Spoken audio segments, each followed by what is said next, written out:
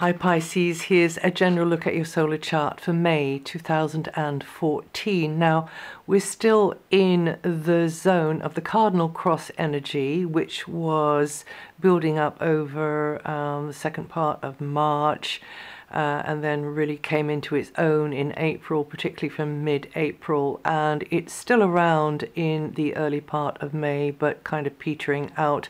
However, we will still have Uranus hanging on to its aspect with Pluto over the whole of May, and over the first half of May we'll have Jupiter opposing Pluto. So I just want to mention that Jupiter-Pluto vibe.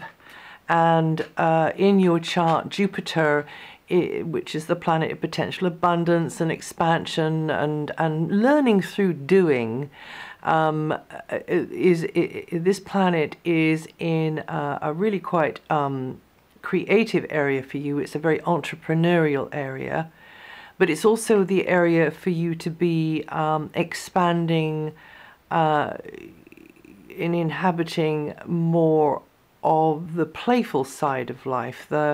It's not only about being creative and entrepreneurial, but it's about being expansive through play, expansive through leisure activities, maybe hobbies, things that you do, in your spare time because you choose to, so it's kind of not the day job sort of thing. Also this is an area to do with romance, or really you admiring or being admired, admiring someone or being admired.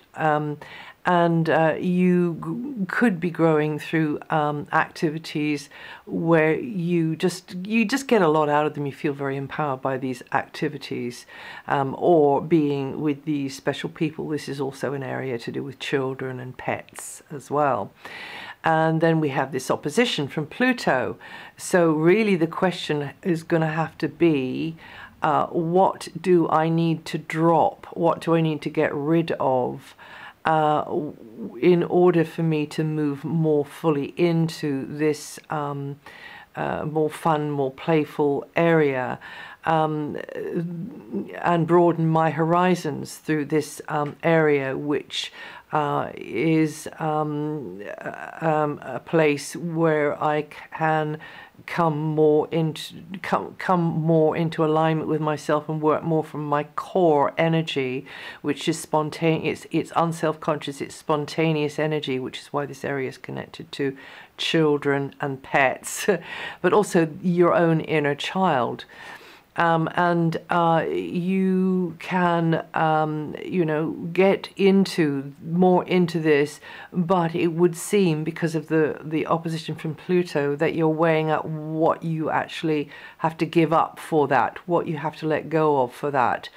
You could be deeply questioning yourself about about what beliefs or habits or behaviors have been holding you back, and weighing in the balance what you've got to let go of in order to more fully inhabit this new dimension, or this fuller dimension of existence. And it can be focused around, children, pets, romantic partners, leisure activities, and an enterprise, a project, anything to do with arts, anything to do with the industry surrounding the arts, or leisure, and that type of thing.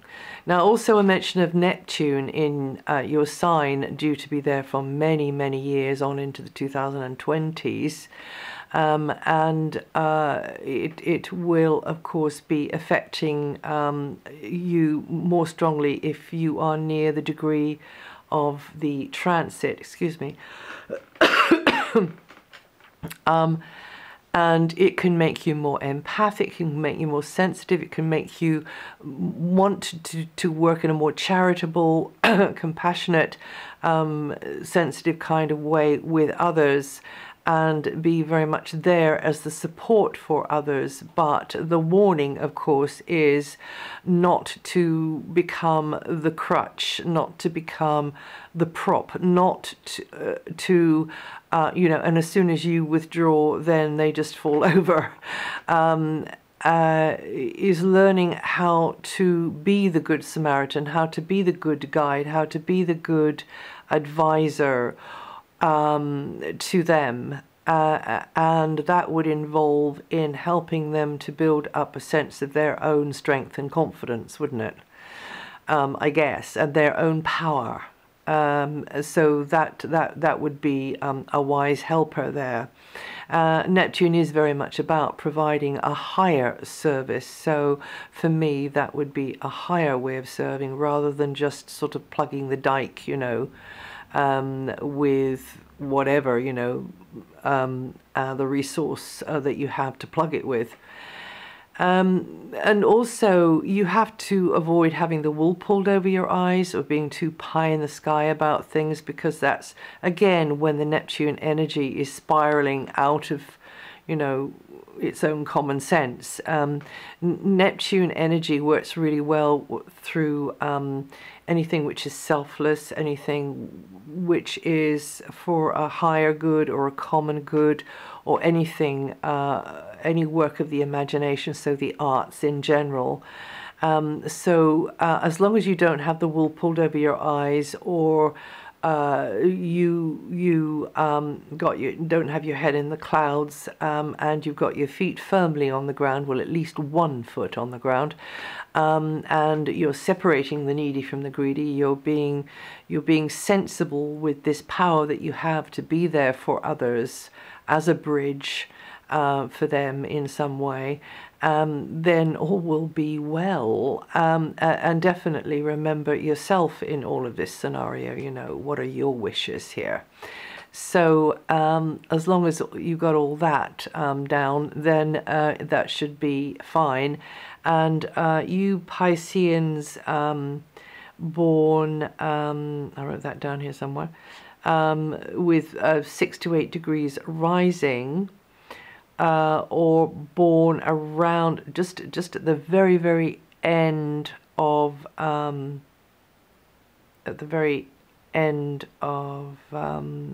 February, you will be feeling that energy the most this month.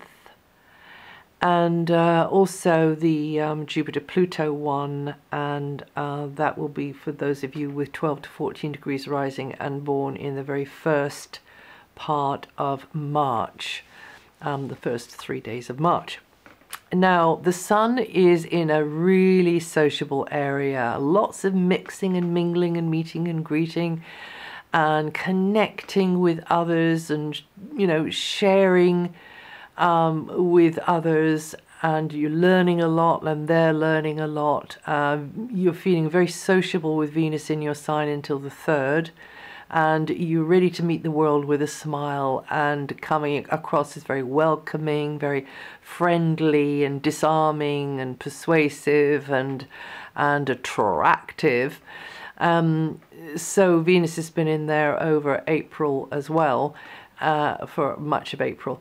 And then from the 3rd, Venus moves into the area which is more to do with material stuff, basic stuff, like money, property, possessions, and you may feel a little bit self-indulgent with Venus in there. In fact, in either position, you could be feeling a bit self-indulgent, but also you could be wanting to get nice things for others, which is a kind of a self-indulgence in a way. But also some of you could be looking at you know, negotiating for something, in which case with Venus there, it will tend to go in your favor. So, you know, sort of stick it out, you know, kind of stand your ground. And overall, you could get the chance to use and enjoy material resources, you know, with others, with a good friend or somebody, you know, else that's really enjoying these resources, that or this money or this thing that the money's bought, you know, sort of, it's almost like you're doing it together. Mercury is in a very outgoing, chatty area of your chart, underpinning the position of the sun, and it's a great time for learning and sharing stuff. And then Mercury moves on the 8th, though, and puts the focus more in and around the base of operations within a locality, puts the emphasis on discussing things with family or about family, to do with property or place on the map. And you could be pondering more, you could be being a bit sentimental, you could be thinking about family traditions or the past and the history.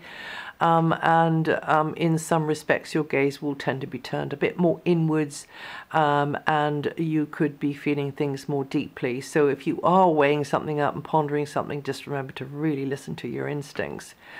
And then at the very end of the month, from the 29th, Mercury moves out of there into a much more outgoing area, which is to do with young people, pets, leisure pursuits, and so on.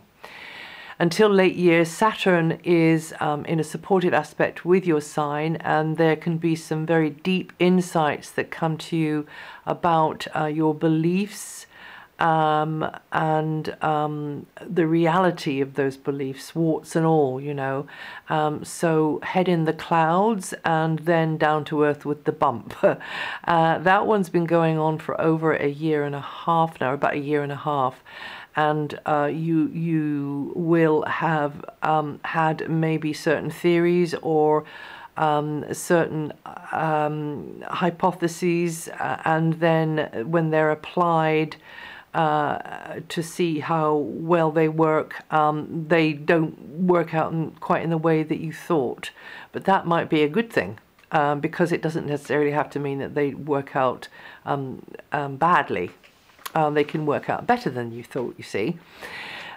So anyway, you'll be gradually developing a new understanding of a subject, or a field of interest during this time here. It could be also developing more knowledge about the rules of a game and how to play that game, or indeed, it could be a language, it could be a culture, it could be spiritual pursuit as well, or just anything really. So just be steady and patient, and because nothing happens quickly with Saturn. So you just have to, because there can be adversity at times, although with Saturn in such a great angle to your sun sign, that won't be too heavy.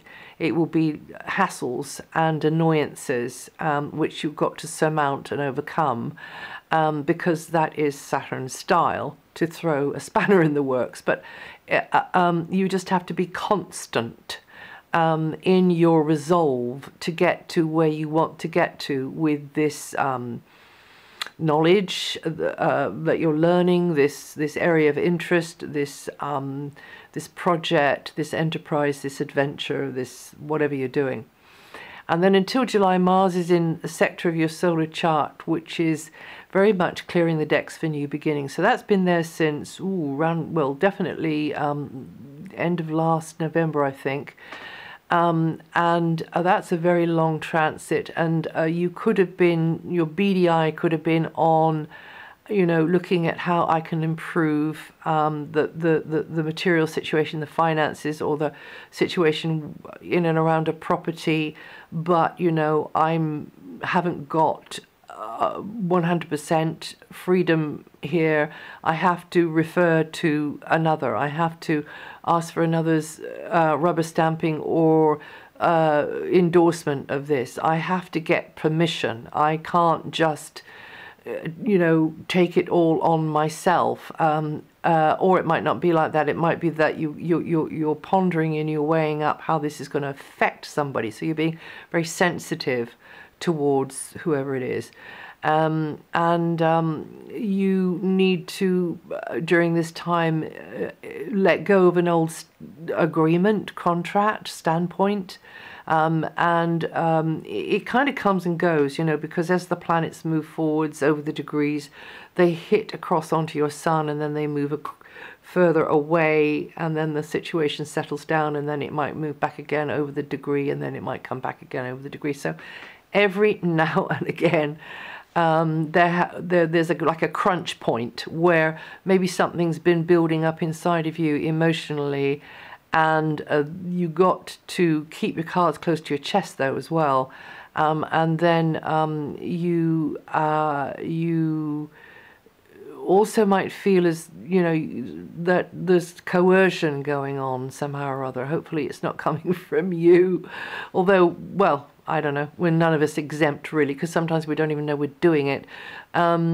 But anyway, I call this the gear change, the area, and this is the area of transition, because as we begin to realize what we just do have to let go of, and that's very pertinent for you this month and last month in April, with the position of Pluto, which I explained to you, it was opposing Jupiter.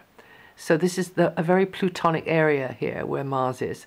And you just have to feel your way forwards, but you have to let go, and you have to let go of maybe a standpoint or an old way of doing something, or just a bad habit.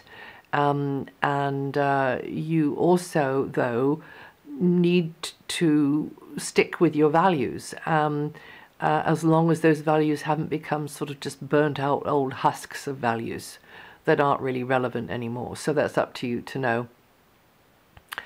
And that's it really. That's the position of Mars.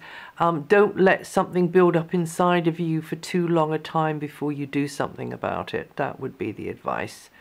But really, this is a breakthrough area, so things might come to a crunch point and then a releasing in a way that you weren't expecting as well. And then, of course, when Mars moves out of there, that transition would have occurred. And that's it for May. If you know your rising sign or your moon sign, listen to the forecast for those, and it'll give a sort of bigger picture, or kind of integrate what you've heard here. Also, this is all written up on my website if you want to check on anything. And I'll see you the next time.